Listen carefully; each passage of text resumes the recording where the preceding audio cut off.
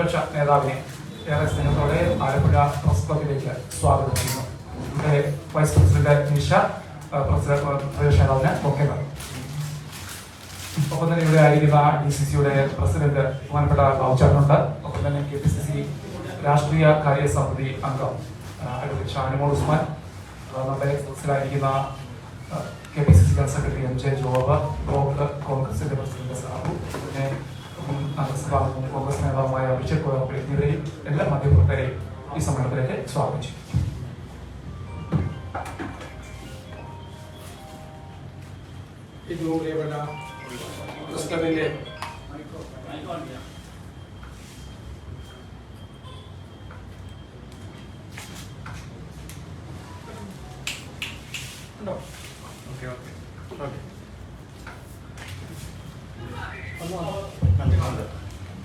പ്രിയപ്പെട്ട അധ്യക്ഷൻ, ക്ലബിന്റെ പ്രസിഡന്റ്, സെക്രട്ടറി, സഹപ്രവർത്തകരായ ശ്രീ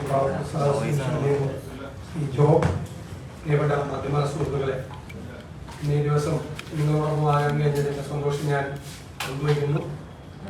നിങ്ങൾക്ക് എല്ലാവർക്കും അറിയാവുന്നതുപോലെ നാളെ പിണറായി സർക്കാരിന്റെ 4ാം വാർഷികമാണ്. കേരളത്തിലെ പ്രതിപക്ഷം ഐക്യജനാധിപത്യ മുന്നണി ഇത് കരിദിനമായി ആചരിക്കുകയാണ്. നമുക്കറിയാം, ഈ സർക്കാർ കേരളത്തിലെ ജനങ്ങളുടെ ജീവിതം ദുസ്സഹമാക്കി മാറ്റിയ സർക്കാർ. നമുക്ക് എല്ലാവർക്കും അറിയാവുന്നതുപോലെ സർക്കാർ ഇല്ലായ്മയാണ് ഈ സർക്കാരിന്റെ മുഖമുദ്ര.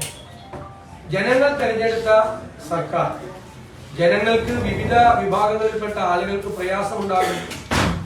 ആ ജനങ്ങൾ തെരഞ്ഞെടുത്ത സർക്കാരിന്റെ സാന്നിധ്യം അവരാഗ്രഹിക്കും. പക്ഷെ ദൗർഭാഗ്യവശാൽ ജനങ്ങൾ പ്രയാസപ്പെടുമ്പോൾ അവർ തെരഞ്ഞെടുത്തയച്ചൊരു സർക്കാരിന്റെ സാന്നിധ്യം ഇവിടെ ഉണ്ടാകുന്നില്ല. സർക്കാർ ഇല്ലായ്മയാണ് 4 വർഷമായി ഈ ഗവൺമെന്റിന്റെ ഏറ്റവും വലിയ മുഖമുദ്ര. നിങ്ങൾ ഉണ്ടായ തിരുവനന്തപുരത്തെ തലസ്ഥാന നഗരിയിൽ ഈ 4ാം വാർഷികത്തിൽ ഉണ്ടായ സംഭവം എന്താണ്? ഒരു വീട്ടുജോലി ചെയ്ത് ജീവിക്കുന്ന ഒരു പാവപ്പെട്ട സ്ത്രീയെ പോലീസ് സ്റ്റേഷനിൽ വിളിച്ചു വരുത്തി 20 മണിക്കൂർ ടോർച്ചർ ചെയ്ത് അവരെ അപമാനിച്ച് ഇത് പുറത്തിറക്കി വിട്ടു. അവര് തെറ്റ് ചെയ്തവരല്ല എന്ന് തെളിഞ്ഞിട്ടും പരാതി തന്നവർ പരാതി പിൻവലിച്ചിട്ടും അവരുടെ പേരിൽ FIR എടുത്ത് ഈ പരിസരത്തെങ്ങും കണ്ടുപോകരുത് എന്ന് പറഞ്ഞ് ഭീഷണിപ്പെടുത്തി. ഞാൻ ചോദിക്കട്ടെ, പോലീസ് സ്റ്റേഷനിൽ പിണറായി വിജയൻ ആഭ്യന്തരമന്ത്രിയായിരിക്കുമ്പോൾ പോലീസ് സ്റ്റേഷനിൽ ചെല്ലുന്നവർക്ക് കക്കൂസിലെ വെള്ളമാണോ കുടിക്കാൻ കൊടുക്കുന്നത്? ആ സ്ത്രീയോട് പറഞ്ഞാണ് പോലീസ് ഉദ്യോഗസ്ഥർ, അതാണ് കുടിക്കാൻ കൊടുക്കുന്നത്. എന്നിട്ട് അവരെ അപമാനിച്ച് അവരെ മുഴുവൻ രാത്രി മുഴുവൻ ഒരു പോലീസ് സ്റ്റേഷനിൽ ഒരു സ്ത്രീയെ നിർത്തുന്നതാണോ ഈ ഗവൺമെന്റിന്റെ നടപടി? എന്നിട്ട് മുഖ്യമന്ത്രിയുടെ ഓഫീസിൽ ചെന്നപ്പോൾ അവരെ വീണ്ടും അപമാനിച്ച് അവരെ പറഞ്ഞയച്ചു. പരാതി കൊടുത്തെടുക്കും, വേണമെങ്കിൽ കോടതി പൊക്കോളാൻ. ഇതാണോ മുഖ്യമന്ത്രിയുടെ ഓഫീസിൽ ചെന്ന് ഒരു ദളിത് യുവതിക്കുണ്ടായ ഏറ്റവും നാണം കെട്ട അപമാനകരമായ ഒരു അനുഭവത്തിൽ മുഖ്യമന്ത്രിയുടെ ഓഫീസിൽ നിന്നുള്ള നീതി ഇതാണ്. ഇത് ഒരു പ്രതീകം മാത്രമാണ്. കഴിഞ്ഞ നിരവധി വർഷക്കാലമായി ഈ സംസ്ഥാനത്ത് നടക്കുന്ന പോലീസ് ഭരണത്തിന്റെ നേർസാക്ഷ്യമാണ് ഈ 4ാം വാർഷികത്തിൽ തിരുവനന്തപുരത്തുണ്ടായ ഈ ബിന്ദുവിനുണ്ടായ ഈ സംഭവം. അതിനെങ്ങനെയാണ് ഒരു മുഖ്യമന്ത്രിയുടെ ഓഫീസ് കൈകാര്യം ചെയ്തത്? എത്ര വേദനയോടുകൂടിയാണ് കേരളത്തിലെ മലയാളികളെല്ലാം ആ വാർത്തയെക്കുറിച്ച് അറിഞ്ഞതും ആ വാർത്തയെക്കുറിച്ച് വായിച്ചതും. എന്നിട്ട് എന്ത് പ്രതികരണമാണ് മുഖ്യമന്ത്രിയുടെ ഓഫീസിൽ നിന്നുണ്ടായത്? ഇതാണ് പൊതുവായി പാർട്ടിക്കാർക്ക് വേണ്ടിയിട്ടാണെങ്കിൽ എല്ലാ പരിമിതിയും ലംഘിച്ചവർ ഇവിടെ ഈ കേരളത്തെ ലഹരി മരുന്നിന്റെ താവളമാക്കി മാറ്റിയത് ഈ സർക്കാരാണ്.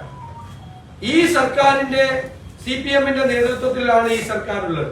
ആ CPM കൊടുക്കുന്ന പൊളിറ്റിക്കൽ പേട്രണേജാണ്, രാഷ്ട്രീയ രക്ഷാകർതൃത്വമാണ് യഥാർത്ഥത്തിൽ ഈ ലഹരി മരുന്ന് മാഫിയയെ അതിന്റെ താവളമാക്കി ഈ കേരളത്തെ മാറ്റാൻ. ഇന്ന് നിങ്ങൾക്കറിയാം, കേരളത്തിലെ ഏത് വിദൂര ഗ്രാമത്തിലും ഏത് മെറ്റീരിയൽ വേണമെങ്കിലും, ലഹരി മരുന്നിന്റെ മെറ്റീരിയൽ വേണമെങ്കിലും 10 മിനിറ്റ് കൊണ്ട് ഏത് വിദൂര ഗ്രാമത്തിൽ. അത്രയും വലിയ നെറ്റ്വർക്കാണ് ലഹരി മരുന്ന് മാഫിയയ്ക്ക് കേരളത്തിലുള്ളത്. അതിന് പല സ്ഥലത്തും പൊളിറ്റിക്കൽ പേട്രണേജ് കൊടുക്കുന്നത് CPM ആണ്, ഭരണകക്ഷിയാണ്, ഗവൺമെന്റാണ്. അതാണ് കേരളത്തിലെ നമുക്കറിയാം കേരളത്തിലെ ധനസ്ഥിതി എന്താണ്? ഈ സംസ്ഥാനത്തിന്റെ ചരിത്രത്തിലെ ഏറ്റവും പരിതാപകരമായ അവസ്ഥയിലാണ് ധനസ്ഥിതി. 2016 ഉമ്മൻചാണ്ടി സർക്കാർ ഇറങ്ങിപ്പോകുമ്പോൾ 1.56 ലക്ഷം കോടിയായിരുന്നു പൊതുക്കടം. അത് കാരണം GDP-യുമായിട്ട് കണക്റ്റഡാണ് ആ കടം. അത് കുഴപ്പമില്ല, നമുക്ക് പരിഹരിക്കാൻ പറ്റും. 10 കൊല്ലം പൂർത്തിയാകുമ്പോൾ 2026 ആകുമ്പോൾ 1.56 ലക്ഷം കോടിയിൽ നിന്ന് 6 ലക്ഷം കോടിയിലേക്ക് ഈ സംസ്ഥാനത്തിന്റെ പൊതുക്കടം വർദ്ധിക്കുകയാണ്. കിഫ്ബി അടക്കമുള്ള പ്രസ്ഥാനങ്ങളുടെ ബാധ്യത വേറെ. ആശുപത്രിയിൽ ചെന്നാൽ മരുന്നില്ല, കാരണം മെഡിക്കൽ സർവീസസ് കോർപ്പറേഷന് പണം കൊടുക്കാനുണ്ട്. സപ്ലൈകോയിൽ ചെന്നാൽ സോപ്പും ചീപ്പും കണ്ണാടിയുണ്ട്, പക്ഷേ സബ്സിഡി സാധനങ്ങളില്ല, കാരണം സപ്ലൈകോയിലെ വിതരണക്കാർക്ക് കോടികൾ കൊടുക്കാനുണ്ട്. ഇലക്ട്രിസിറ്റി ബോർഡ് ഉമ്മൻചാണ്ടി സർക്കാർ ഇറങ്ങുമ്പോൾ ആകെ ഉണ്ടായിരുന്ന കടം അന്ന് ലാഭത്തിലാക്കി 1000 കോടിയായിരുന്നു. ഇപ്പൊ 45,000 കോടിയാണ് കടം. 3 പ്രാവശ്യം വൈദ്യുതി ചാർജ് കൂട്ടി ജനങ്ങളെ പ്രതിസന്ധിയിലാക്കുന്നു. കേരളത്തിലെ ക്ഷേമനിധി ബോർഡുകൾ മുഴുവൻ തകർന്നു. 2500 കോടി രൂപയുടെ ബാധ്യതയാണ് 6-7 ക്ഷേമനിധികൾ. കെട്ടിട നിർമ്മാണ തൊഴിലാളി ക്ഷേമനിധിയുടെ ആനുകൂല്യങ്ങൾ കിട്ടിയിട്ട് 10-18 മാസമായി. പല ക്ഷേമനിധികളും ഇല്ലാതാവുകയാണ്. ഈ പെൻഷൻ വീട്ടിൽ കൊണ്ടുപോയി കൊടുക്കുന്ന കളക്ഷൻ ഏജന്റുമാർക്ക് പണം കൊടുക്കുന്നില്ല. സ്കൂളിലെ പാചക തൊഴിലാളികൾക്ക് അവരുടെ മാസശമ്പളം കൊടുക്കുന്നില്ല. ഒന്നിനും പണമില്ലാത്ത ദയനീയമായ അവസ്ഥ. കേന്ദ്ര ഗവൺമെന്റുമായി ചേർന്ന് നടത്തുന്ന ജലജീവൻ പദ്ധതിയിൽ കോടികൾ കോൺട്രാക്ടർമാർ കൊടുക്കാനുണ്ട്. ആത്മഹത്യയുടെ മുനമ്പിലാണ്. PWDയുടെ കരാറുകാർക്ക് കോടികളാണ് കൊടുക്കാനുള്ളത്. ജീവനക്കാർക്ക് DA കുടിശ്ശികയും ലീവ് സറണ്ടറും കൊടുക്കാനുള്ളത് 60-65,000 കോടി രൂപയാണ്. എത്ര വലിയ ബാധ്യതയിലേക്കാണ് ഈ പൊതുക്കടം കൂടാതെയുള്ള കടങ്ങളാണ് ഞാൻ പറയുന്നത്. വലിയ പദ്ധതികൾ പ്ലാൻ കട്ട, പ്ലാൻ സൈസ് വർദ്ധിക്കുന്നില്ല. കഴിഞ്ഞ 3-4 വർഷമായി 30,000 കോടി രൂപയിൽ നിൽക്കുകയാണ് പ്ലാൻ സൈസ്. എല്ലാ സംസ്ഥാനങ്ങളിലും പ്ലാൻ സൈസ് വർദ്ധിക്കുകയാണ്, പദ്ധതി തുക വർദ്ധിക്കുകയാണ്. ഇവിടെ സ്റ്റാഗ്നന്റ് ആയി നിൽക്കുകയാണ്, അനങ്ങാതെ നിൽക്കുകയാണ്. എന്നിട്ട് അനങ്ങാതെ നിൽക്കുന്ന ആ പ്ലാൻ പോലും പദ്ധതി കട്ടാൻ 50% വരെ കട്ടാണ്. പട്ടികജാതിക്കാരുടെ 500 കോടി രൂപയാണ് കട്ട് ചെയ്തത്. പട്ടിക വർഗക്കാരുടെ 112 കോടി രൂപ പ്ലാൻ സൈസ് കട്ട് ചെയ്തത്. തദ്ദേശ സ്വയംഭരണ സ്ഥാപനങ്ങളെ മുഴുവൻ അവരുടെ കൃത്യമായ വിഹിതം കൊടുക്കാതെ പഞ്ചായത്തും മുനിസിപ്പാലിറ്റിയും കോർപ്പറേഷനുകളും എല്ലാം ഏറ്റവും വലിയ പ്രതിസന്ധിയിലാണ്. കേരളത്തെ ബാധിച്ചു തകർത്തു തരിപ്പണമാക്കി. എന്നിട്ടാണ് ഇവർ ഈ 4ാം വാർഷികം ആഘോഷിക്കുന്നത്. 200 കോടി രൂപ 26 കോടി എന്നോട് തുടങ്ങിയതാണ്. 200 കോടി ആയാലും ഇവരുടെ ഈ ആഘോഷം അവസാനിക്കില്ല. മുഖ്യമന്ത്രിയുടെ പടം വയ്ക്കാൻ മാത്രം 15 കോടി രൂപയുടെ ഹോർഡിങ്സ് ആണ് കേരളം മുഴുവൻ വെച്ചിരിക്കുന്നത്. ഇനി എനിക്കൊരു ചോദ്യം കൂടിയുണ്ട് മുഖ്യമന്ത്രിയോട്. നിങ്ങൾ ഈ 4ാം വാർഷികം പ്രമോഷൻ ചെയ്യാൻ വേണ്ടി നിങ്ങൾ പരസ്യമല്ലാതെ മാധ്യമങ്ങൾക്ക് പണം കൊടുക്കുന്നുണ്ടോ? പരസ്യമല്ലാതെ. വാർഷികാഘോഷങ്ങൾ പ്രൈം ടൈമിൽ കാണിക്കണം, ചാനലുകളിലെ നോൺ പ്രൈം ടൈമിൽ കാണിക്കണം, അതിന്റെ ഡോക്യുമെന്ററി പോലെ ചെയ്യണം, മന്ത്രിമാരെ പ്രൊമോട്ട് ചെയ്യണം തുടങ്ങിയ കാര്യങ്ങൾക്ക് നിങ്ങൾ പരസ്യമല്ലാതെ, പരസ്യം കൊടുത്തോട്ടെ, എല്ലാ സർക്കാരുകളും പരസ്യം കൊടുക്കും, പരസ്യമല്ലാതെ നിങ്ങൾ പണം കൊടുക്കുന്നുണ്ടോ? സർക്കാരോ സർക്കാരിന്റെ ഏതെങ്കിലും ഏജൻസികളോ? നിങ്ങൾ മാധ്യമങ്ങളെ ഭയങ്കര പുച്ഛമല്ലേ? മാധ്യമങ്ങളെ പുച്ഛമല്ലേ ഗവൺമെന്റിന്, CPM നേതാക്കന്മാർക്ക്? മാധ്യമങ്ങളെ കുറിച്ച് വളരെ മോശമായി പറയുന്ന നിങ്ങളെ പ്രൊമോട്ട് ചെയ്യാൻ, നിങ്ങൾ ഈ 4ാം വാർഷികം പ്രൊമോട്ട് ചെയ്യാൻ, നിങ്ങളുടെ മന്ത്രിമാരെ പ്രൊമോട്ട് ചെയ്യാൻ, ഈ വാർഷികാഘോഷ പരിപാടികളെ പ്രൊമോട്ട് ചെയ്യാൻ പരസ്യമല്ലാതെ നിങ്ങൾ മാധ്യമങ്ങൾക്ക് പണം നൽകുന്നുണ്ടോ? നിങ്ങൾ പറയണം, മുഖ്യമന്ത്രി പറയണം. കാരണം വീട്ടിൽ നിർത്തല്ല, ആരുടെയും വീട്ടിൽ നിന്നല്ല എടുത്തു കൊടുക്കുന്നത്, മന്ത്രിമാരുടെ അല്ല. സർക്കാരോ സർക്കാരിന്റെ ഏജൻസികളോ പണം കൊടുക്കുന്നത് ജനങ്ങളുടെ നികുതി പണമാണ്. നിങ്ങൾ ഭരിച്ചു തകർത്തത് നിങ്ങൾ പ്രൊമോട്ട് ചെയ്യാൻ വേണ്ടി നിങ്ങൾ ജനങ്ങളുടെ പോക്കറ്റ് വീണ്ടും അടിക്കുകയാണ്. ജനങ്ങളുടെ പോക്കറ്റിൽ നിന്ന് പണമെടുത്ത് നിങ്ങൾ വീണ്ടും മാധ്യമ പ്രമോഷന് വേണ്ടി മന്ത്രിമാരെ പ്രൊമോട്ട് ചെയ്യാൻ അവർ ഭയങ്കര മിടുക്കന്മാരായിരുന്നു എന്ന് കാണിക്കുന്നതിന് വേണ്ടിയിട്ട് ജനങ്ങളുടെ പണമെടുത്ത് നിങ്ങൾ ചെലവാക്കുന്നുണ്ടോ? പറയണം. സർക്കാർ ചെലവാക്കുന്നുണ്ടോ? സർക്കാരിന്റെ ഏതെങ്കിലും ഏജൻസികൾ ചെലവാക്കുന്നുണ്ടോ എന്ന് വ്യക്തമാക്കണം. കേരളം വലിയ തകർച്ചയിലേക്ക് നീങ്ങുകയാണ്. കേരളത്തിൽ പുതിയ വികസന പദ്ധതികൾ നടപ്പാക്കാൻ കഴിയുന്നില്ല. കേരളത്തിലെ സാമൂഹ്യക്ഷേമ പരിപാടികൾ മുഴുവൻ സ്തംഭിച്ചിരിക്കുന്ന അവസ്ഥയിലാണ്. നമ്മൾ ഉണ്ടാക്കി വെച്ച പല നേട്ടങ്ങളും ഈ സർക്കാർ ഇല്ലാതാക്കുന്നു. ആരോഗ്യരംഗത്ത് രോഗങ്ങൾ, സാംക്രമിക രോഗങ്ങൾ പടർന്നു പിടിക്കുകയാണ്. പബ്ലിക് ഹെൽത്തിനെ കുറിച്ച് യാതൊരു ബോധ്യവും ഈ ഗവൺമെന്റിനില്ല. ഒരു ഡാറ്റ കളക്ഷൻ പോലും ഹെൽത്തിൽ നടക്കുന്നില്ല. കാർഷിക രംഗത്ത് ഞാൻ ആലപ്പുഴ ജില്ലയിൽ നിന്നല്ലേ സംസാരിക്കുന്നത്. നെല്ല് സംഭരിച്ച് കൂട്ടിയിട്ടിരിക്കുകയാണ് കുട്ടനാടെല്ലാം. നെല്ല് സംഭരണം മര്യാദയ്ക്ക് നടക്കുന്നുണ്ടോ? എവിടെയെങ്കിലും നാളികേരത്തിന്റെ സംഭരണം എവിടെയെങ്കിലും ഉണ്ടോ? പാവപ്പെട്ട കർഷകർ കൊയ്തുകൂട്ടിയ, അവര് കഷ്ടപ്പെട്ട് കൊയ്തുകൂട്ടിയ നെല്ല് സംഭരിക്കാൻ പറ്റുന്നില്ല. അവർക്ക് മര്യാദയ്ക്ക് പണം കൊടുക്കുന്നില്ല.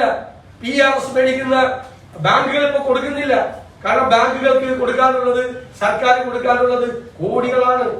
വന്യജീവി ആക്രമണം ഓരോ ദിവസവും ശക്തമാകുന്നു. മലയോരത്തെ പാവപ്പെട്ടവരുടെ ജീവിതം വന്യമൃഗങ്ങളുടെ ഭക്ഷണമാകാൻ വിട്ടുകൊടുത്തിരിക്കുന്ന സർക്കാരാണ്. വിധിക്ക് വിട്ടുകൊടുത്തിരിക്കുന്ന സർക്കാരാണിത്. മലയോരത്തെ ജനങ്ങളെ രക്ഷിക്കാൻ വേണ്ടിയിട്ടുള്ള പരമ്പരാഗതമായ സംവിധാനങ്ങളോ ആധുനികമായ സങ്കേതങ്ങളോ ഒന്നും സർക്കാർ സ്വീകരിക്കുന്നില്ല.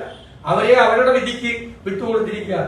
അതുകൊണ്ടാണ് ഞാൻ പറഞ്ഞത്, സർക്കാർ ഇല്ലായ്മ. മലയോരത്ത് ജീവിക്കുന്ന സാധാരണക്കാരന്റെ മുമ്പിൽ ഒരു സർക്കാരുണ്ടോ? സർക്കാരില്ല. തീരപ്രദേശത്ത് 40 രൂപ മണ്ണെണ്ണയ്ക്ക് ഉണ്ടായിരുന്നപ്പോഴാണ് ഉമ്മൻചാണ്ടി സർക്കാർ 25 രൂപ സബ്സിഡി കൊടുത്തത്. ഇപ്പൊ എത്രയാ? ഇപ്പൊ ബ്ലാക്കിൽ 130, 140 മണ്ണെണ്ണയ്ക്ക് വില. സബ്സിഡി വർദ്ധിപ്പിച്ചോ? കടൽ മണൽ ഖനനം വലിയ രൂക്ഷമായ പ്രശ്നമാണ്. സ്റ്റേറ്റ് ഗവൺമെന്റ് എന്താണ് ചെയ്യുന്നത്? അത് നിർത്തലാക്കാൻ വേണ്ടിയിട്ടുള്ള ശക്തമായ നടപടികൾ സ്വീകരിക്കുന്നുണ്ടോ? അഴിമതിക്ക് മാത്രമേ യാതൊരു കുഴപ്പമില്ല. കമന്ന് വീണാൽ കാൽപ്പണമായി പൊങ്ങുന്ന അഴിമതിക്കാരുടെ സർക്കാരായി ഈ സർക്കാർ മാറി. ഇതാണ് ഈ 4 വർഷത്തെ ഈ ബാക്കിപത്രം, ഈ സർക്കാരിന്റെ ബാക്കിപത്രം ഇതാണ്. എന്നിട്ടാണ് ഇവർ ആഘോഷങ്ങൾ നടത്തുന്നത്. വീണ്ടും ഇല്ലാത്ത പണമുണ്ടാക്കി ജനങ്ങളുടെ നികുതി പണം എടുത്ത് ആഘോഷിക്കുകയാണ്. ഇലക്ഷന് വേണ്ടി ഇല്ലാ കഥകൾ ഉണ്ടാക്കിയാണ് വികസനത്തെ സംബന്ധിച്ച്. ആര് വിശ്വസിക്കാൻ? സാധാരണക്കാരന്റെ സ്ഥിതി അവർക്കറിയാം. അങ്ങനെ കേരളത്തെ തകർത്ത ഈ സർക്കാർ അതിൽ പ്രതിഷേധിച്ചുകൊണ്ടാണ് ഈ 4ാം വാർഷികത്തിൽ UDF സംസ്ഥാന വ്യാപകമായി കരിദിനമായി നാളെ ആചരിക്കുന്നത്. ഇപ്പോഴേ ഈ മാധ്യമ സ്ഥാപനങ്ങൾക്ക് സാധാരണ പരസ്യം കൊടുക്കാറുണ്ട് സർക്കാരുകൾ. അല്ലാതെ പണം കൊടുക്കുന്നു എന്ന് പറയുമ്പോൾ അത് കൈക്കൂലിയായിട്ടാണ്. അത് പറയട്ടെ, മുഖ്യമന്ത്രി പറയട്ടെ. അല്ലാതെ, പരസ്യമായിട്ടല്ലാതെ, പരസ്യത്തിലല്ലാതെ. അങ്ങനെ ഉണ്ടെങ്കിൽ ആ മാധ്യമങ്ങൾ കാണിക്കുന്ന തെറ്റല്ല. അല്ല, അത് പറയട്ടെ, അത് പറയട്ടെ. അതേത് മാധ്യമമാണ്? അത് പറയട്ടെ, പറയട്ടെ. മുഖ്യമന്ത്രി പറയട്ടെ അങ്ങനെ കൊടുക്കണം. ഞാൻ പറയുന്നത് ഇത് സർക്കാരിന്റെ പൈസ എടുത്തല്ലേ. പ്രതിപക്ഷ നേതാവ് പറഞ്ഞത് മാധ്യമങ്ങളെ അടച്ചാക്ഷേപിക്കലല്ലേ? അല്ല, നിങ്ങൾ കൊടുക്കുന്നുണ്ടെന്ന് പറയട്ടെ. നമ്മൾ പരസ്യം വായിക്കാറുണ്ട്. പരസ്യം വായിക്കുന്നത് തെറ്റില്ല എന്ന് ഞാൻ പറഞ്ഞല്ലോ. പരസ്യം വായിക്കാതെ കാശ് കൊടുക്കാൻ അന്വേഷിക്കുന്നു. തെളിവുണ്ടോ? അല്ല, ഞാൻ മുഖ്യമന്ത്രി പറയട്ടെ, അപ്പൊ ഞാൻ തെളിവ് ഹാജരാണ്. അല്ല, മറ്റേ അഴിമതി ആരോപണങ്ങളൊക്കെ ഉന്നയിച്ചതുപോലെ തന്നെ താങ്കൾ ഇങ്ങനെ വെറുതെ രസത്തിന് പറയുന്നു. മുഖ്യമന്ത്രി പറയട്ടെ, നിങ്ങൾ എങ്ങനെ അഴിമതി ആരോപണം ഉന്നയിച്ചതുപോലെ ദേശത്തിന് പറയുന്നത്? ഏത് അഴിമതി ആരോപണം തെളിയിക്കാൻ? എല്ലാ ആരോപണങ്ങളും തെളിയിക്കപ്പെടും. എല്ലാ ആരോപണങ്ങളും തെളിയിക്കപ്പെടും. മാധ്യമ സ്ഥാപനങ്ങൾക്ക് പൊതുവെ നാണക്കേടല്ലേ ഇങ്ങനെ പറയുന്നത്? മാധ്യമങ്ങൾക്ക് കൊടുക്കുന്നുണ്ടോ എന്നാണ് എന്റെ ചോദ്യം. അല്ല, കൃത്യമാണ് ചോദ്യം. ചോദ്യം കൃത്യമാണ്. അതിന് ഉത്തരം പറയട്ടെ മുഖ്യമന്ത്രി. എന്നാൽ ഞാൻ ബാക്കി മുഖ്യമന്ത്രി മാധ്യമ സ്ഥാപനങ്ങൾക്ക് മൊത്തത്തിൽ നാണക്കേടല്ലേ? കിഡ്സ് പ്രോഗ്രാം ഒന്നും അല്ലല്ലോ. അങ്ങനെ ചോദിക്കുന്നു, മുഖ്യമന്ത്രി പറയുന്നു. അല്ലെ, ഒരു തെളിവ് വേണ്ടേ? ഇന്ന് ഇപ്പൊ മാധ്യമങ്ങളെ കൂടെ പ്രതിക്കൂട്ടിൽ നിർത്തി താങ്കളുടെ ചോദ്യം മറുപടി അർഹിക്കുന്നില്ല. അത് ഞാൻ മറുപടി പറയാം. അത് തന്നെയാണ് തിരിച്ചും പറയാം മുഖ്യമന്ത്രി പറയാൻ പോകുന്നത്. താങ്കളുടെ ചോദ്യം അപ്പൊ ഞാൻ തെളിവ് ഹാജരാക്കിക്കോളാം. ദളിത് യുവതിക്ക് സ്റ്റേഷനിൽ പ്രശ്നമുണ്ടായിട്ടില്ല എന്നാണ് P. ശശി പറയുന്നത്. പോലീസുകാർക്കെതിരെ അന്വേഷണത്തിന് ഉത്തരവിട്ട് എന്ന് പറയുന്ന ആള് തന്നെയാണ് ഇത് പറയുന്നത്. അതെങ്ങനെ ഉത്തരവിട്ടിരിക്കുന്ന ആളുകൾ കുഴപ്പമൊന്നുമില്ലെന്ന് പറഞ്ഞാൽ പിന്നെന്തിനാണ് ഉത്തരവിടുന്നത് അന്വേഷണത്തിന്? അവര് പറഞ്ഞതല്ലേ, അവരെ ഇറക്കി വിട്ടെന്ന്. പോയി കോടതിയിൽ പോയിക്കൊള്ളാൻ പറഞ്ഞത് അവരോട്. അവർ 20 മണിക്കൂർ സ്റ്റേഷൻ നിർത്തിയില്ലേ? അവർക്കെതിരായിട്ടുള്ള പരാതി പിൻവലിച്ചില്ലേ? എന്നിട്ടും അവരുടെ FIR നടത്തിയ ഈ പരിസരത്തെങ്കിലും കണ്ടുപോകരുത് എന്ന് പറഞ്ഞ് ആക്ഷേപിച്ചല്ലേ അവരെ വിട്ടത്.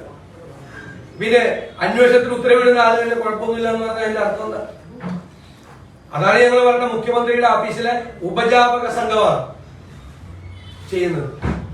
4 മണിക്കൂർ സ്റ്റേഷനിൽ നിർത്തി ചോദ്യം ചെയ്തതാണ് വിഷയം. 20 മണിക്കൂർ 20 മണിക്കൂറുണ്ട്. നമ്മുടെ അടിയന്തരാവസ്ഥക്കാലത്ത് ആ രാജനെ കൊണ്ടുപോയിട്ട് എത്ര മണിക്കൂർ ചോദ്യം ചെയ്തായിരുന്നു? അതൊക്കെ ഇപ്പോഴും അറിവില്ലല്ലോ. വേടനെതിരെ ഇപ്പം പാലക്കാട് BJP നേതാക്കൾ പറഞ്ഞിട്ടുണ്ട്. അവിടെ ഫൈനാൻസ് ലഹരി വിരുദ്ധ പരിപാടിയിൽ വേടനെ സർക്കാർ പരിപാടിയിൽ പങ്കെടുപ്പിച്ചിട്ടുണ്ട്. BJP കൃഷ്ണപ്രസാദ് ഇങ്ങനെ അത്തരം പരിപാടിയിൽ ലഹരി വിരുദ്ധ പരിപാടിയിൽ വേടനെ കൊണ്ടുവന്നതിന്റെ ഒരു വിമർശനം ഉന്നയിച്ചിട്ടുണ്ട്. അല്ല, വേടന്റെ കേസ് ലഹരി മരുന്ന് കേസിൽ ഇടപെട്ട് ഉണ്ടായിരുന്ന ആളാണ് അദ്ദേഹം. അത് കുറ്റസമ്മതം നടത്തി. നിങ്ങൾ ആരും ഇനി എന്റെ പോലെ ആകരുത് എന്ന് എല്ലാവരോടും പറഞ്ഞു. അങ്ങനെ തിരിച്ചു വന്ന ഒരാളെ ശരിക്കും റോൾ മോഡലാക്കി മുന്നോട്ട് കൊണ്ടുപോകുന്നതിൽ ഒരു തെറ്റില്ല എന്നാണ് എന്റെ അഭിപ്രായം.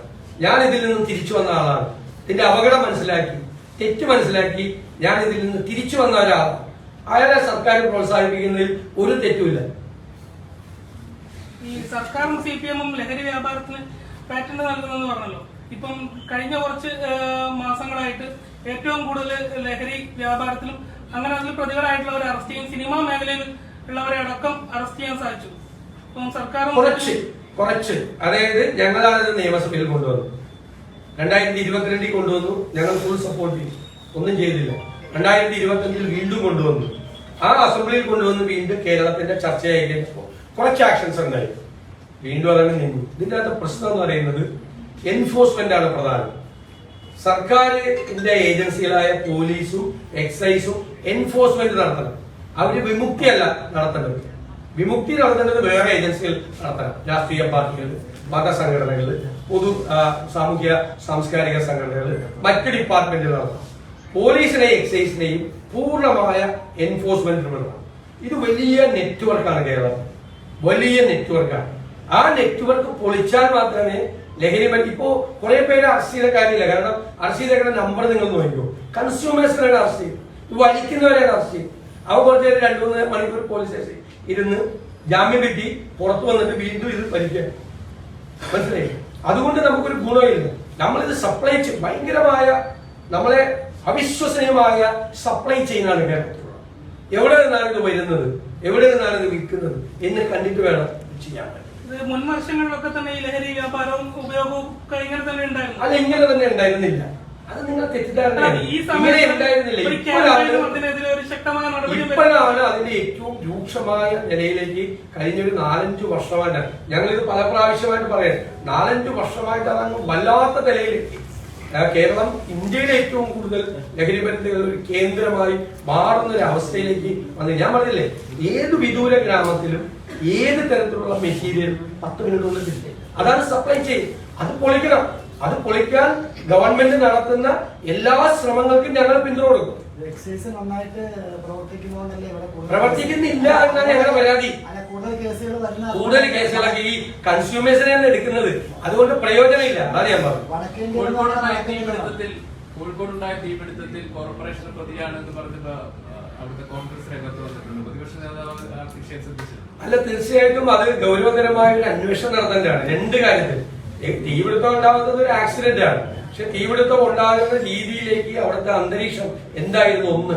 2 അതിനെ നിയന്ത്രിക്കാൻ നമുക്ക് എന്തുകൊണ്ടാണ് കഴിയാതെ പോയത്, ആ കാര്യത്തെ കുറിച്ച് ഒരു അന്വേഷണം നടക്കുന്നത് നല്ലതായിരിക്കും. ഭാവിയിൽ ഇത്തരം അപകടങ്ങൾ ഉണ്ടാകുമ്പോൾ അത്തരം അപകടങ്ങൾ ആവർത്തിക്കാതിരിക്കാനുള്ള ശ്രമമാണ് നമ്മൾ ചെയ്യുന്നത്. സർക്കാരിന്റെ സാമ്പത്തിക പ്രതിസന്ധിയുടെ പ്രധാന കാരണം കേന്ദ്രം അർഹമായ സാമ്പത്തിക വിഹിതം കൊടുക്കാത്തതാണെന്നാണ് പറയുന്നത്. അപ്പൊ അതിനെ കുറിച്ച് പ്രതിപക്ഷം മിണ്ടുന്നില്ല എന്നാണ്. അല്ലല്ലോ, അതിനെ കുറിച്ച് പ്രതിപക്ഷം മിണ്ടുന്നില്ലെന്ന് ആര് പറഞ്ഞു? അങ്ങനെയല്ല ധനകാര്യമന്ത്രി നിയമസഭയിൽ പറഞ്ഞത്.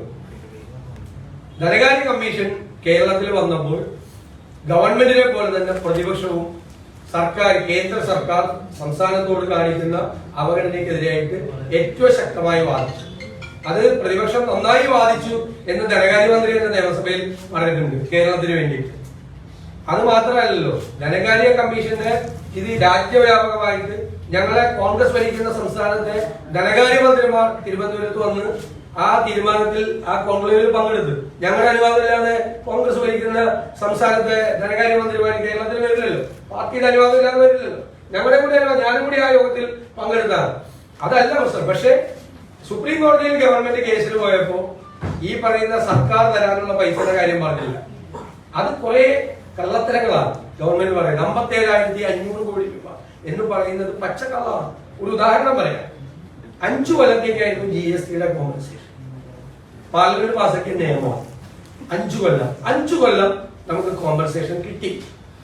ഇപ്പൊ ഗവൺമെന്റ് പറയുന്നു 6ാമത്തെ കൊല്ലവും കിട്ടുമായിരുന്നെങ്കിൽ ഒരു 12,000 കോടി കിട്ടിയിരുന്നു. അത് എവിടത്തെ കണക്കാണ്? 5 കൊല്ലത്തേക്ക് പാർലമെന്റ് വാറ്റും പറഞ്ഞ 5 കൊല്ലമായിരുന്നു കോമ്പൻസേഷൻ. GST കോമ്പൻസേഷൻ 5 കൊല്ലം. സർക്കാർ പറയാ 6ാമത്തെ കൊല്ലം കൂടി കോമ്പൻസേഷൻ കിട്ടുമായിരുന്നെങ്കിൽ 12,000 കോടി. അങ്ങനത്തെ കണക്കൊക്കെ വെച്ചാൽ അതാണ് ഞങ്ങൾ അതിനെ വിമർശിച്ചത്. ഇത് മിസ്മാനേജ്മെന്റ് ആണ്. അതായത് ടാക്സ് അഡ്മിനിസ്ട്രേഷൻ തകർന്നുപോയി. ഞാൻ ഒറ്റ ഉദാഹരണം പറയാം. ഗോൾഡ് 2001 കേരളത്തിലെ ഗോൾഡിന്റെ വില 4000 രൂപയാണ്. ഒരു പവന് 500 രൂപ, ഒരു ഗ്രാമിന് 4000 രൂപ.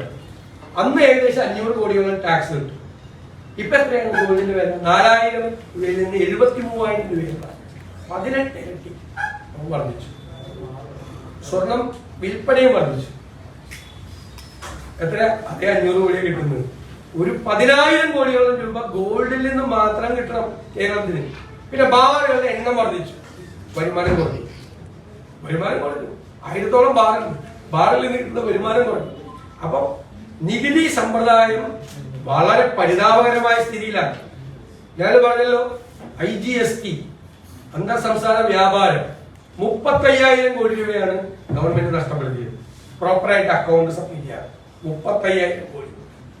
ഞാൻ പറഞ്ഞതെല്ലാം കൂടി തന്നെ വലിയ എമൗണ്ട് വന്നു. മിസ്മാനേജ്മെന്റ്. സർക്കാർ 4ാം വാർഷികവുമായി ബന്ധപ്പെട്ട് 14 ജില്ലയിലും പരിപാടി വെച്ചിട്ട് വികസന നേട്ടങ്ങൾ എണ്ണി പറയുന്നുണ്ട്. കഴിഞ്ഞ പോസ്റ്റ് മുതൽ സാമൂഹ്യ സുരക്ഷ വരെയുള്ള കാര്യങ്ങൾ പറയുന്നുണ്ട്. പക്ഷെ എന്ത് വികസനം കൊണ്ടുവന്നു എന്നാണ് പ്രതിപക്ഷം തിരിച്ചു ചോദിക്കുന്നത്. ഈ 4ാം വാർഷികത്തിൽ പ്രതിപക്ഷം കേവലം കരുതിനം എന്നതിനപ്പുറത്തേക്ക് ഇത് ജനങ്ങളോട് വിശദീകരിക്കാൻ തീർച്ചയായിട്ടും ഞങ്ങൾ പരിപാടികൾ ആവിഷ്കരിക്കും. UDF ചേർന്ന് പരിപാടികൾ ആവിഷ്കരിക്കും. ഇനിയിപ്പോ ഇലക്ഷൻ ഇയറില്ലേ, ഞങ്ങൾ ജനങ്ങളുമായിട്ട് കൂടുതൽ സംവദിക്കാൻ പോവല്ലേ. ഈ സർക്കാരിനെ ഞങ്ങൾ എക്സ്പോസ് ചെയ്യും, എല്ലാ കാര്യത്തിലും എക്സ്പോസ് ചെയ്യും. സംശയമുണ്ട്. തദ്ദേശ തെരഞ്ഞെടുപ്പ് ഒരുക്കമല്ല, സർക്കാർ ഒരു ഭരണ തുടർച്ചയുടെ ഒരുക്കമാണ് നടത്തിക്കൊണ്ടിരിക്കുന്നത്. സർക്കാരല്ലേ അത് അങ്ങനെ. പണ്ട് 77 അങ്ങനെയായിരുന്നു. 77 CPM-ന്റെ മുദ്രാവാക്യം എന്തായിരുന്നു? 57 EMS, 67 EMS, 77 EMS. 77 UDF ജയിച്ച എത്ര വോട്ടിനാ? ഈ സംസ്ഥാനത്തെ ഏറ്റവും വലിയ ചരിത്ര ഭൂരിപക്ഷം 140-ൽ 111 സീറ്റോടുകൂടിയ UDF അന്ന് ജയിച്ചു വന്നു. അന്ന് EMS കഷ്ടിയാണ് ആലത്തൂരിൽ ജയിച്ചത്.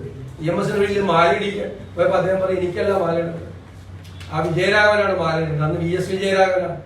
സാങ്കേതികമായിട്ട് ഞാൻ ജയിച്ചിട്ടുള്ളൂ, ശരിക്കും ജയിച്ചത് അയാളാണെന്ന് പറഞ്ഞു. അപ്പൊ 57 EMS, 67 EMS, 77 EMS എന്നുള്ള മുദ്രാവാക്യം പോലെയാണ് പിണറായി 3 എന്ന് പറയുന്നത്. അത് ഞങ്ങൾ തെളിയിക്കും. ഞങ്ങൾ 100 സീറ്റിലധികം നേടി തിരിച്ച് അധികാരത്തിൽ വരും.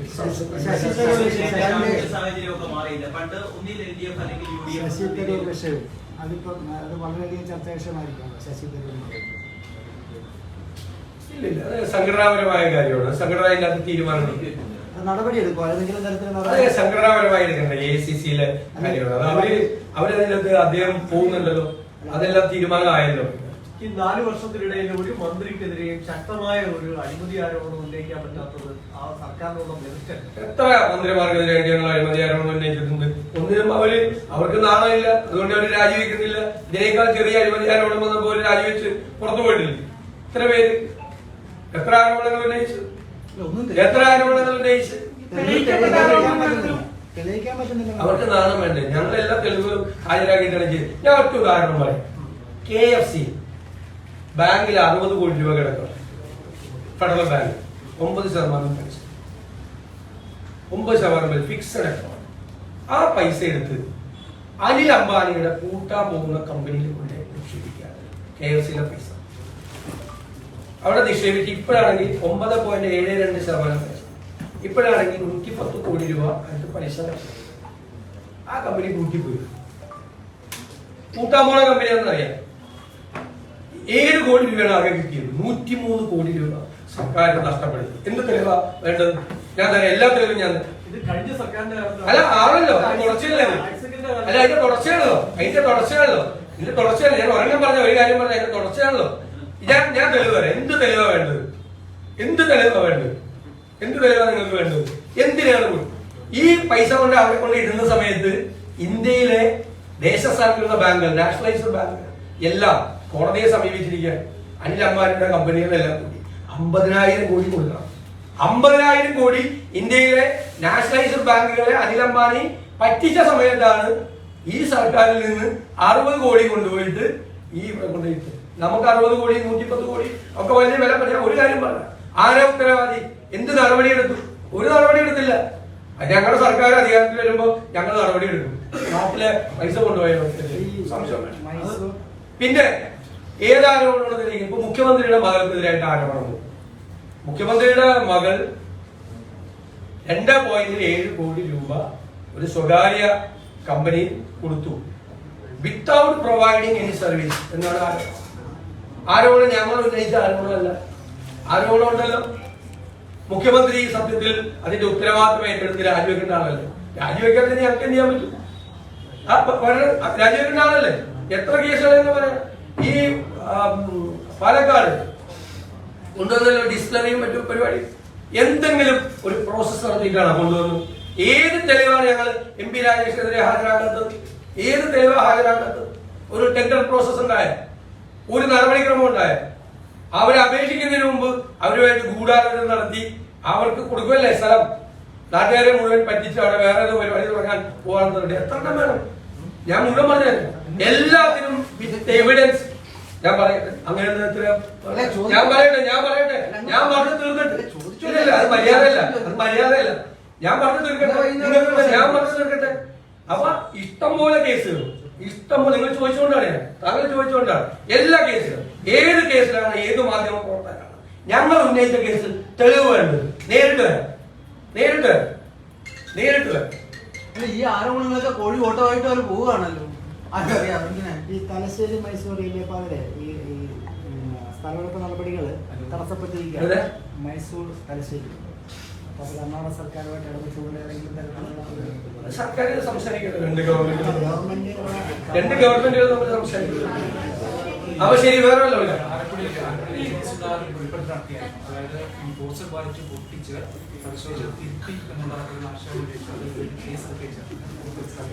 അത് ഞങ്ങൾ പറഞ്ഞല്ലോ കറക്റ്റായിട്ട്. അത്തരം ഒരു സത്യം തുറന്നു പറഞ്ഞാൽ അദ്ദേഹത്തെ അഭിനന്ദിക്കുന്നു. ജി സുധാകരൻ CPM എന്താണ് ചെയ്തുകൊണ്ട് ഇലക്ഷൻ മാനിപ്പുലേഷൻ CPM എന്താണ് ചെയ്തുകൊണ്ടിരിക്കുന്നതെന്ന് CPM-ന്റെ ഒരു മുതിർന്ന നേതാവിൽ നിന്ന് പുറത്തു. ബാലറ്റ് ഒരു രഹസ്യമുണ്ട് ഇല്ലേ? ആ ബാലറ്റ് കവറിലിട്ടിരിക്കുന്ന ബാലറ്റ് കളക്ട് ചെയ്ത് ആ കവറിന്റെ സീല് പൊട്ടിച്ച് അതിന്റെ വോട്ട് നോക്കി ആ വോട്ട് വേറെ ആൾക്കാണ് ചെയ്തതെങ്കിൽ ആ വോട്ട് മാറ്റി സ്വന്തം സ്ഥാനാർത്ഥിക്ക് ചെയ്യുന്ന തെരഞ്ഞെടുപ്പ് കൃത്രിമമാണ് CPM നടത്തിക്കൊണ്ടിരിക്കുന്നതെന്ന് CPM-ന്റെ കേരളത്തിലെ ഏറ്റവും സീനിയർ ആയിട്ടുള്ള ഒരു നേതാവാണ് പറഞ്ഞിരിക്കുന്നത്. അപ്പൊ CPM ഈ വൃത്തികേടുകൾ മുഴുവൻ, തെരഞ്ഞെടുപ്പ് അതിക്രമങ്ങൾ മുഴുവൻ നടത്തുന്നുണ്ട്. അതിന്റെ ഏറ്റവും വലിയ തെളിവാണ്. ഇതിനേക്കാളും വലിയ എവിഡൻസ് ഏതാവേണ്ടത്? നുണയൊന്നും പറയില്ല. അല്ല, വിശദീകരണം വായിച്ചാൽ ഇയാൾ തന്നെ വായിച്ചാൽ ഈ അധ്യക്ഷ സ്ഥാനത്ത് നിന്ന് മാറ്റിയതിനു ശേഷം K. സുധാകരന് അതൃപ്തിയൊന്നും ഇല്ലാന്ന് പ്രതിപക്ഷ നേതാവിന് കഴിഞ്ഞ ദിവസം പറഞ്ഞു. പക്ഷെ കഴിഞ്ഞ ദിവസങ്ങളിലൊക്കെ ചാനലുകളിൽ വന്നിട്ട് K. സുധാകരൻ വലിയ രീതിയിൽ അതൃപ്തിയും അതിലൊരു വലിയ ഇടപെടൽ നടന്നിട്ടുണ്ട്, അതിൽ വലിയ വലിയ ആളുകളുടെ പങ്കുണ്ടെന്നുള്ള രീതിയിൽ വെളിപ്പെടുത്തുന്നുണ്ട്. നിങ്ങൾ കോൺഗ്രസിന്റെ പുറകെ നടന്നിട്ട് ഒരു കാര്യം. നിങ്ങൾ എല്ലാ ദിവസവും രാവിലെ മൈക്ക് കൊടുത്തിട്ട് എല്ലാ കോൺഗ്രസ് നേതാക്കന്മാർക്കും പോയി ഇനി അവരുടെ രാവിലെ സ്ലിപ്പ് ഉണ്ടായ അത് പിന്നെ വാർത്ത നിങ്ങളല്ലേ എല്ലാവരും അല്ല, കുറച്ച് പേര് രാവിലെ ഇതായിരിക്കും KPCC പ്രസിഡന്റ്. നിങ്ങളാണ് KPCC പ്രസിഡന്റ് തീരുമാനം. എത്ര ചാനൽ, എല്ലാവരെയും പറ്റി പറയാം, എത്ര ചാനല് ഇതായിരിക്കും KPCC പ്രസിഡന്റ്. ഉച്ചയാകുമ്പോൾ ഇയാൾ തൂക്കം പറഞ്ഞു മര്യാദ ഭാരം കൂടി. നിങ്ങൾ വഷളായി. ഞാൻ അന്നേ പറഞ്ഞു നിങ്ങളുടെ ക്രെഡിബിലിറ്റി പോവും, നിങ്ങളുടെ വിശ്വാസ്യത പോവും എന്ന് ഞാൻ പറഞ്ഞു. നിങ്ങള് രാജീവ് ചന്ദ്രശേഖരനെതിരെ പറഞ്ഞില്ലല്ലോ. സാധാരണ CPM-ലൊക്കെ താഴെ തൊട്ട് പോലെ ഇങ്ങനെ തെരഞ്ഞെടുപ്പ് നടത്തിയാണ് വരുന്നത്. കോൺഗ്രസിൽ അങ്ങനെ കാണുന്നില്ല. അല്ല, കോൺഗ്രസിലൊക്കെ സംഘടനാ തെരഞ്ഞെടുപ്പ് നടക്കേണ്ട സമയത്ത് സംഘടനാ തെരഞ്ഞെടുപ്പ് നടക്കും. അത് ഞങ്ങളുടെ പാർട്ടിയുടെ ആഭ്യന്തര കാര്യമാണ്. CPM-ലെ തെരഞ്ഞെടുപ്പ് പോലെ എന്തായാലും ഞങ്ങൾ തെരഞ്ഞെടുപ്പ് നടത്താൻ ഉദ്ദേശിക്കുന്നില്ല. CPM-ൽ അടി നടന്നല്ലോ. CPM-ൽ കരുതാപ്പള്ളി അടി നടന്നില്ലേ? പിന്നെ ഏകപക്ഷീയമായിട്ടൊരു പാനൽ അവതരിപ്പിച്ചിട്ട് ആ പാനലിൽ കൈയടിച്ച് നേതാക്കന്മാർ വന്ന് പാസ്സായിക്കുന്ന പരിപാടിയൊന്നും കോൺഗ്രസ് നടക്കില്ല. അത് നിങ്ങളുടെ തോന്നലല്ലേ, നിങ്ങളുടെ നിങ്ങൾക്ക് ഇതൊക്കെ നിങ്ങൾക്ക് വേണമെങ്കിൽ പറയാം. നിങ്ങൾ എല്ലാ ദിവസവും വാർത്ത കൊടുക്കുന്നുണ്ട്. ഞാൻ പറഞ്ഞല്ലോ, BJP-ക്കെതിരെ CPM-നെതിരെ പറയില്ല. നിങ്ങൾ കുറെ പേര് കോൺഗ്രസിനെതിരെ പറയാൻ വേണ്ടിട്ട് ഒരു ടീം ഇറങ്ങിയിരിക്കുകയാണ്. അതിന്റെ പുറകിലുള്ള കാര്യങ്ങളെ പുറകെ വന്നോളൂ, അതിന്റെ പുറകിലുള്ള കാര്യങ്ങൾ വന്നോളൂ. ഇനി ഞാൻ ഇപ്പൊ ദേശാഭിമാനിക്കാനുള്ള ഏറ്റവും കൂടുതൽ ചോദിച്ചത് കയ്യിലേക്ക് ആ കടൽ കൊള്ള എന്ന് പറഞ്ഞിട്ടൊരു വാർത്ത വന്നിരുന്നു. പണ്ട് ഉമ്മൻചാണ്ടി വിഴിഞ്ഞത്ത് ആ ദേശാഭിമാനിന്റെ ഫ്രണ്ട് പേജ്. അതിപ്പോ ഓർമ്മ ഉണ്ടാവില്ല, മറന്നുപോയി. ഇല്ല, മറന്നുപോയി. എന്ത് ചെയ്ത് ഇപ്പൊ വിഴിഞ്ഞ കമ്മീഷൻ ചെയ്തപ്പോ വിഴിഞ്ഞ കമ്മീഷൻ ചെയ്തപ്പോ കടലിന്റെ വിപ്ലവം അല്ലേ? ഈ രംഗത്ത്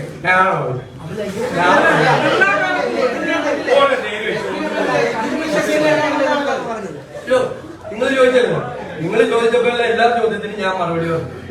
ഇതുപോലെ നിങ്ങളുടെ മുഖ്യമന്ത്രി പിണറായി വിജയനോട് ചോദിക്കാൻ പറ്റുമോ? ചോദിക്കാൻ പറ്റില്ല. പറയാ 50 മിനിറ്റുള്ളിൽ തന്നെ വായിക്കും. ബാക്കി ഒരു 10 മിനിറ്റ് ഉണ്ട്. ആ 10 മിനിറ്റിൽ ചോദ്യം ചോദിക്കാൻ വേണ്ടി നിങ്ങളെ പോലെ ഒരു 3-4 പേരെ എത്തിയിട്ടുണ്ട്. ആ നിങ്ങൾ ഇതുപോലെ സൂചിപ്പിക്കുന്ന ചോദ്യം ലെജൻഡാണ്, കാരണഭൂതനാണ് എന്നൊക്കെ ആ ചോദ്യം ചോദിക്കും. അത് കഴിയുമ്പോ സമയമായി 7 മണി എന്നൊക്കെ ഉണ്ട്. നമസ്കാരം. അപ്പൊ മറ്റുള്ള പത്രക്കാർ നമ്മുടെ നന്ദി പറഞ്ഞതിനായിട്ട്